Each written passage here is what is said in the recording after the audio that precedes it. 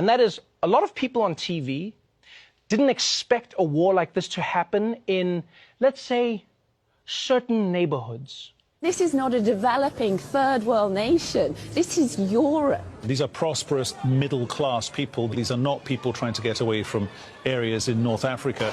They look like any European family that you would live next door to. What could be a difference here from other conflicts, that could seem very far away, in Africa or Middle East or whatever. I mean, these are Europeans that we're seeing being killed. This isn't a place, with all due respect, like Iraq or Afghanistan. This is a relatively civilized, relatively European, I have to choose those words carefully too, city where you wouldn't expect that or hope that it's going to happen.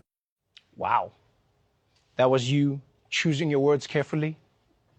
That was the careful version? So what were you going to say if you weren't choosing your words carefully? I just hope the next time this happens, it happens back in the Middle East where it belongs.